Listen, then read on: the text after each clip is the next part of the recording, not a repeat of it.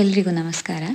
ಇವತ್ತು lunch prepare ಮಾಡ್ತಿರುವಾಗ ಒಂದು ಕ್ರಿಸ್ಪಿಯಾಗಿರೋ snacks ಕೂಡ ಮಾಡಿದ್ದೆ. ಮನೆಯಲ್ಲೇ ಮಾಡುವಂಥ ಬಾಳೆಕಾಯಿ ಚಿಪ್ಸ್. ನೀವೇ ನೋಡ್ಬೋದು, ಕ್ರಂಚಿಯಾಗಿ ಟೇಸ್ಟಿಯಾಗಿರುತ್ತೆ.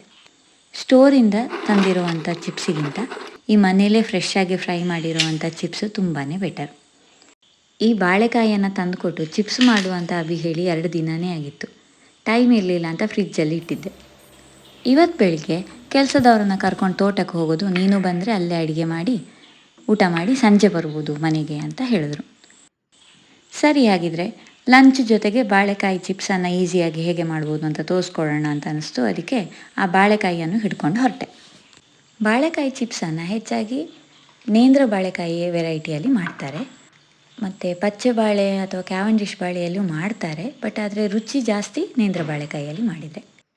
ನೇಂದ್ರ ಬಾಳೆ ಅಂತಂದರೆ ಸ್ವಲ್ಪ ಉದ್ದ ವೆರೈಟಿ, ಹಾಗೆ ಒಳಗಡೆ ಕಾಯಿ ಸ್ವಲ್ಪ ಕೆಂಪು ಇರುತ್ತೆ.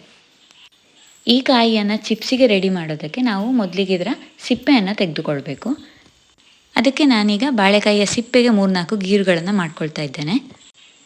ಸಿಪ್ಪೆ ತೆಗಿಲಿಕ್ಕೆ ಈಸಿ ಆಗಲಿ ಅಂತ ಗೀರು ಮಾಡ್ಕೊಳ್ತಾ ಇರೋದಷ್ಟೇ.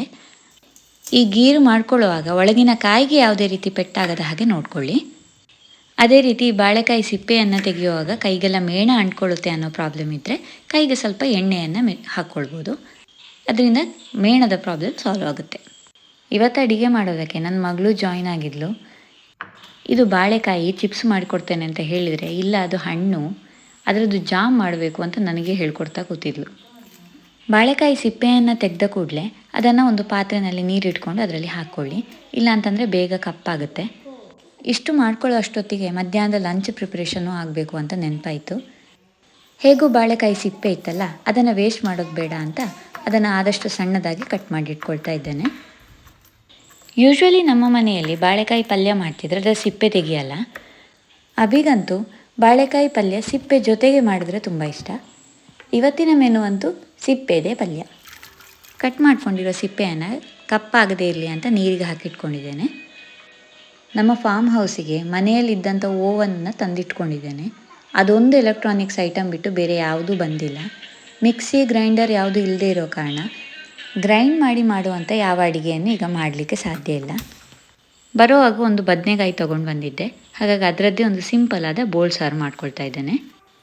ಹಾಗೆ ಬಾಳೆಕಾಯಿ ಸಿಪ್ಪೆ ಪಲ್ಯ ಮಾಡ್ಕೊಳ್ಳೋದಕ್ಕೆ 2 ಸ್ಪೂನ್ ಆಗುವಷ್ಟು ತೆಂಗಿನೆಣ್ಣೆ, 1 ಸ್ಪೂನ್ ಆಗುವಷ್ಟು ಸಾಸಿವೆ ಮತ್ತು ಉದ್ದಿನಬೇಳೆಯನ್ನು ಹಾಕ್ಕೊಂಡು ಅದು ಚೆನ್ನಾಗಿ ಚಟಪಟ ಹೇಳಿದಾಗ 1 ಕೆಂಪು ಮೆಣಸು, ಹಾಗೆ ಇದ್ದರೆ ಕರಿಬೇವಿನ ಸೊಪ್ಪು, ಆಮೇಲೆ 1/4 ಕಪ್ ಆಗುವಷ್ಟು ನೀರು ಮಾಡ್ಕೊಂಡಿರುವಂಥ ಹುಣಸೆ ಹುಳಿ, ಒಂದು ಸ್ವಲ್ಪ ರುಚಿಗೆ ತಕ್ಕಷ್ಟು ಉಪ್ಪು, 1 ಟೇಬಲ್ ಸ್ಪೂನ್ ಆಗುವಷ್ಟು ಮೆಣಸಿನ ಹುಡಿ, ಆಮೇಲೆ 1/2 ಟೇಬಲ್ ಸ್ಪೂನ್ ಆಗುವಷ್ಟು ಅರಿಶಿನ, ಸ್ವಲ್ಪ ಬೆಲ್ಲ, ಕಟ್ ಮಾಡಿರುವಂಥ ಬಾಳೆಕಾಯಿ ಸಿಪ್ಪೆ ಇಷ್ಟನ್ನು ಹಾಕಿ ಚೆನ್ನಾಗಿ ಬೇಯಿಸ್ಕೊಂಡು ಮೇಲಿಂದ ಸ್ವಲ್ಪ ಕಾಯಿ ತುರಿ ಹಾಕಿದ್ರೆ ಪಲ್ಯ ರೆಡಿ. ನನ್ನ ಅಸಿಸ್ಟೆಂಟ್ ಹೆಲ್ಪು ತಗೊಂಡು ಇಷ್ಟೆಲ್ಲ ಮಾಡೋ ಅಷ್ಟೊತ್ತಿಗೆ ಮಧ್ಯಾಹ್ನ 1 ಗಂಟೆನೇ ಆಗಿತ್ತು.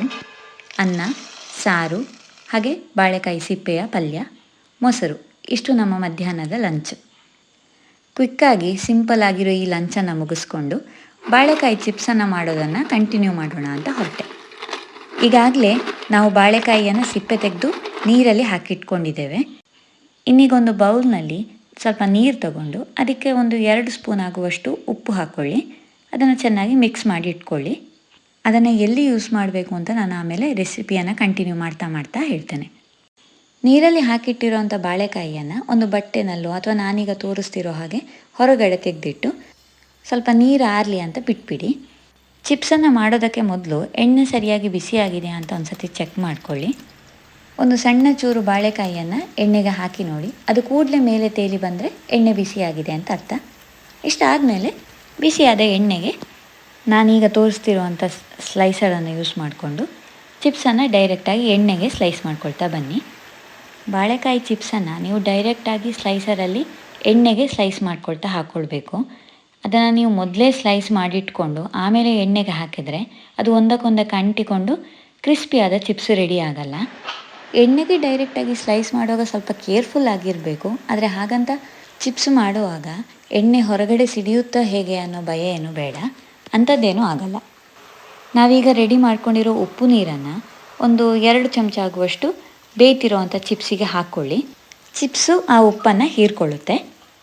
ಹಾಗೆ ನೀವು ಸ್ವಲ್ಪ ಖಾರ ಜಾಸ್ತಿ ಪ್ರಿಫರ್ ಮಾಡ್ತೀರಾ ಅಂತಂದರೆ ಚಿಪ್ಸನ್ನು ಬೇಯಿಸ್ಕೊಂಡಾದಮೇಲೆ ಎಷ್ಟು ಬೇಕೋ ಅಷ್ಟು ಚಿಪ್ಸಿಗೆ ರುಚಿ ನೋಡಿಕೊಂಡು ಖಾರದ ಪುಡಿಯನ್ನು ಹಾಕ್ಕೊಳ್ಳಿ. ಬಿಸಿ ತಣ್ಣಗಾದ ಮೇಲೆ ಏರ್ಟೈಟ್ ಕಂಟೈನರ್ನಲ್ಲಿ ಹಾಕಿ ಸ್ಟೋರ್ ಮಾಡಿಟ್ಕೊಳ್ಳಿ. ಸಿಂಪಲ್ ಆದ ಹಾಗೆ ಈಸಿಯಾಗಿ ಪ್ರಿಪೇರ್ ಮಾಡುವಂಥ ಈ ಕ್ರಿಸ್ಪಿ ಬಾಳೆಕಾಯಿ ಚಿಪ್ಸ್ ನಿಮ್ಮ ಈವ್ನಿಂಗ್ ಟೀ ಜೊತೆಗೆ ಒಂದು ಒಳ್ಳೆ ಕಾಂಬಿನೇಷನ್. ಈ ರೆಸಿಪಿ ನಿಮಗೆ ಇಷ್ಟ ಆಗಿದೆ ಅಂತ ಅಂದ್ಕೊಳ್ತೇನೆ. ರೆಸಿಪಿ ಇಷ್ಟ ಆಗಿದ್ದರೆ please like, share and comment. ಚಾನಲನ್ನು ಸಬ್ಸ್ಕ್ರೈಬ್ ಮಾಡದೇ ಇರೋರು ಸಬ್ಸ್ಕ್ರೈಬ್ ಮಾಡ್ಕೊಳ್ಳಿ. Thanks for watching.